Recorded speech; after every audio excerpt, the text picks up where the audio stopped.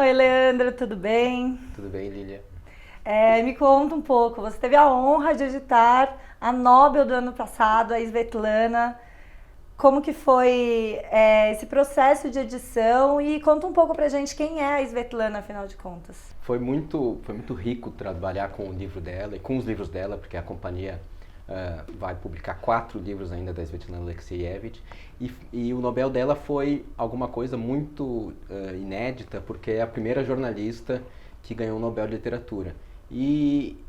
Foi mais do que merecido, porque a obra dela, embora o terreno inicial seja o jornalismo, todos os livros dela são de não ficção, a obra dela acaba compondo um mosaico muito rico, extremamente literário, sobre algumas das grandes tragédias do século, como o acidente de Chernobyl em 86. Então é uma autora que, falando do real e falando das coisas concretas, ela atinge às vezes pontos assim da mais alta literatura, inclusive da literatura russa, da grande literatura russa que a gente venera até hoje, que é Tolstói, Dostoiévski, Turgenev.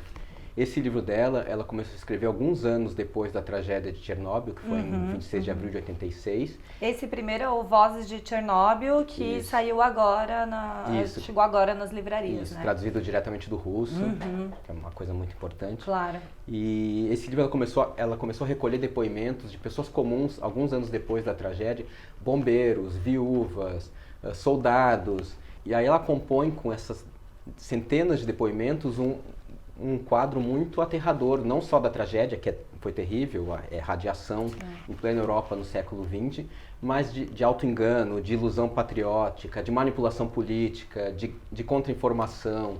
Talvez mais terrível ainda do que algumas descrições assim, de sofrimento físico, do câncer, das mutações genéticas que as novas gerações tiveram que experimentar, é essa narrativa de desilusão com aquele império, que era o Império Soviético, que parecia perfeito, que era vendido para os próprios soviéticos como alguma coisa muito perfeita e que estava ruindo.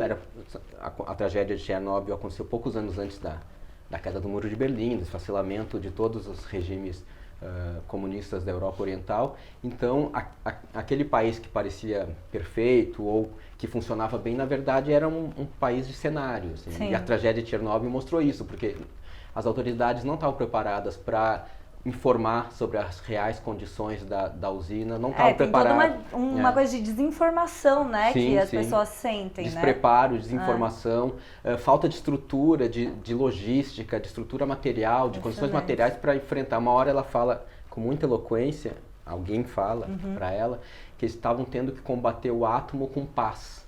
Gente.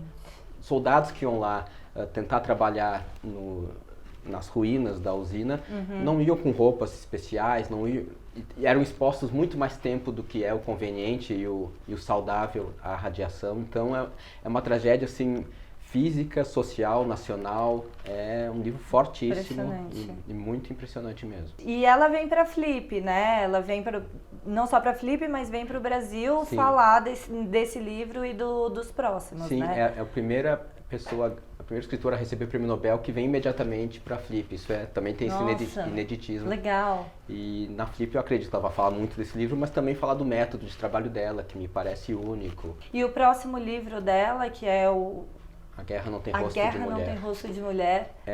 Também é um livro tão forte, tão aterrador e tão bonito, vamos dizer assim, quanto esse, porque ela recolhe depoimentos de mulheres soviéticas que lutaram, que foram para o front. Eram moças de 18, 20 anos que se alistaram no Exército Vermelho, foram franco-atiradoras, pilotaram tanques, foram enfermeiras. Elas tinham muitas vezes que, na própria companhia delas, ter que lidar com tentativas de estupro de soldados que estavam junto com elas, de assédio ou de descrédito porque eram mulheres. E esse livro sai antes da Flip também, Isso, né? sai em junho, traduzido também do russo. Todos esses livros dela a gente está traduzindo do russo, então eu acho que é um livraço também, depois do Chernobyl.